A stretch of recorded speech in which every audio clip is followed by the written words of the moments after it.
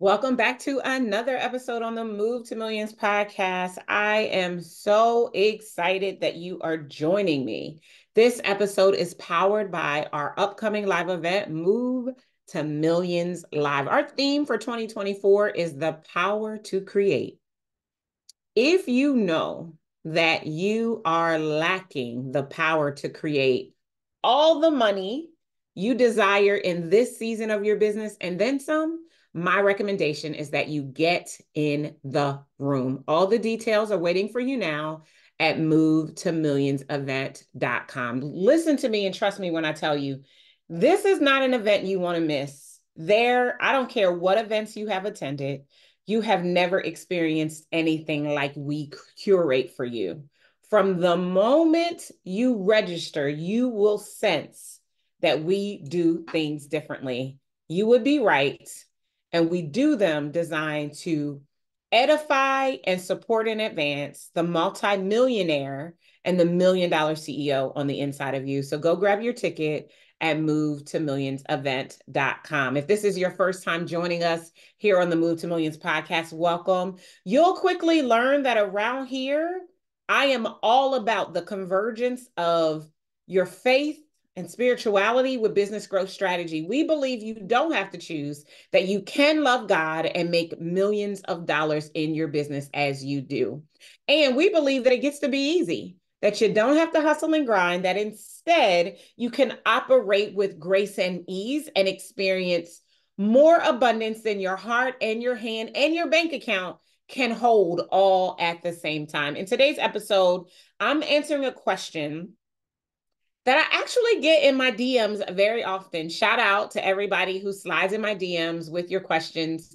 Thank you. I appreciate knowing that you are here, that you are listening, that you are pontificating on the information that I'm sharing with you, and you have a firm desire to build a business that serves you both financially and spiritually to and beyond the $1 million mark into millions, 3 million, 5 million, 10 million, 50 million, 999 million. The move to millions is to get you to the $1 million milestone that is already earmarked and preordained for you. So I am so excited that you are here. You can go to movetomillions.com to see all the ways that we can support you on your move to millions, including this powerful podcast, our best-selling book, and our programming that's designed to give you everything that you need, fully supporting you to and beyond the $1 million mark. Again, in today's episode, I'm answering a question. I get this question a lot. The last time I got this question, it came from Angela. Angela's question is simply this. I'm going to actually read it to you. Let me grab my phone. I'm going to read it exactly the way Angela wrote it. Okay. All right, here we go. Hey, Darnyelle, I really love your podcast. Thank you, Angela. I'm so glad you love it. I've been listening for quite some time now, and there's one thing that I haven't been able to figure out for me. Would you take a few moments and explain the differences between having a seven-figure business or having a seven-figure company? I'm not sure which one I want, but I know that if you share with me what the differences are between the two, I'll be able to make a decision so I can get to work and moving in the direction of getting to my seven-figure business or my seven-figure company. Oh, and yes, I will see you in May at Move to Millions Live. Thank you so much, Angela, for the question, first and foremost. I get this question a whole lot. And the reason why I think it's important that I take some time and respond and answer this question for Angela and everybody else who might be thinking and wondering about it is because you really do get to decide.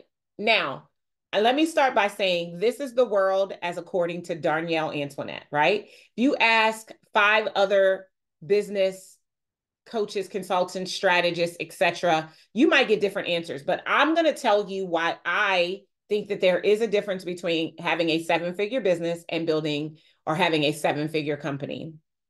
For me, having a business is about me or about you as the individual, and having a company is about your team. That doesn't mean that you don't have team behind you when you have a business, but you are front facing and people are hiring you when you have a business. When you have a company, you should not be front facing. I mean, let me rephrase that. It should not be expected that when a person hires you and you run a company, that they are going to get to work directly with you.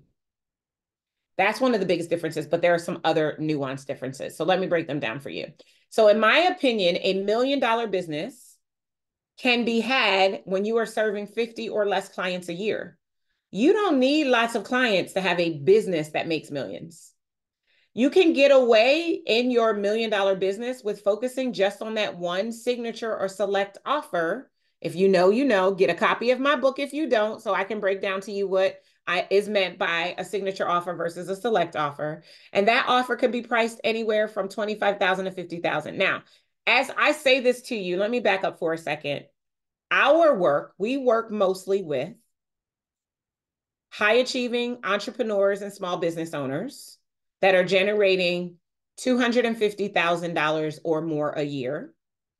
And they are largely coaches, consultants, accountants, attorneys, visionaries, and experts that have a skill set that they are teaching to other people. So they are in the business of education and service provision. Okay.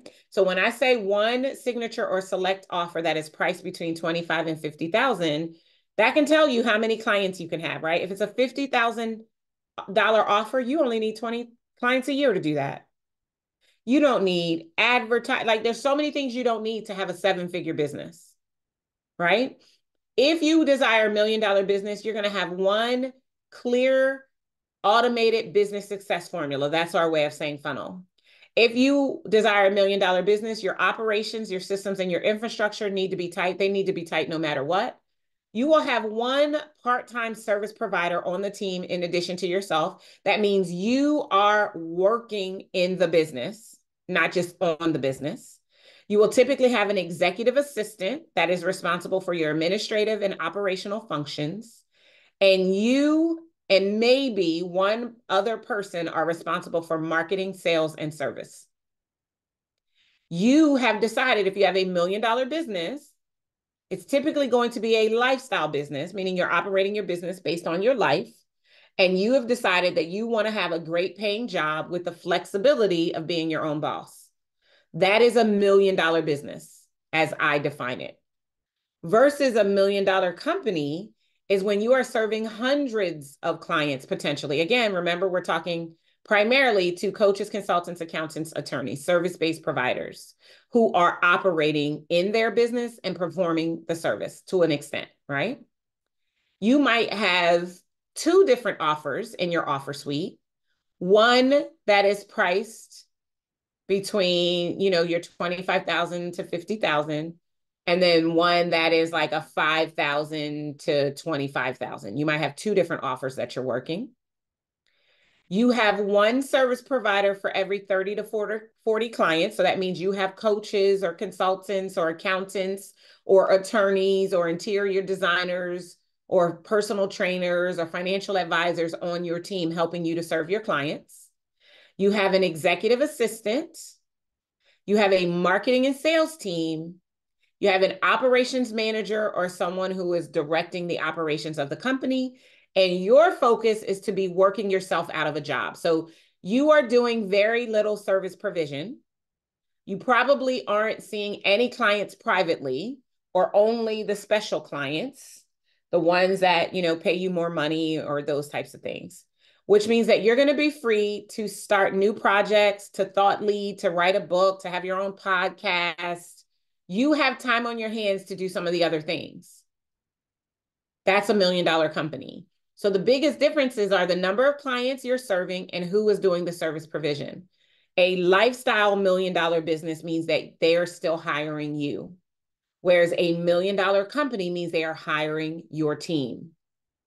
You are privy to what's going on, but you may not be involved in the day-to-day operations of the business and the day-to-day serving of your clients. Those are the biggest differences that I mean when I say $1 million business versus $1 million company. Now, there are other things that you want to think about as well as you decide which one you want. But I think it really hinges on who you are and how you show up and how much time you spend in versus on the company. When you are in the day-to-day, you have little time to work on the company. So it's going to be very important that you have mentors and coaches and guides that are allowing you to raise up to that 30,000 foot view to grow and scale your company or your business. It's going to be very, very important.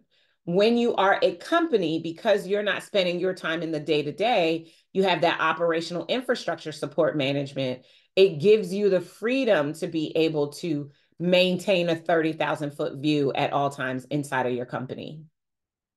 So for Angela and everyone who's listening, when you think about your ultimate goal and the level of freedom that you want to enjoy inside of your business, not that freedom isn't possible when you have $1 million business, but you're still counted on for service provision. So that means that you're going to have to plan your vacations around when you have your client office hours, right?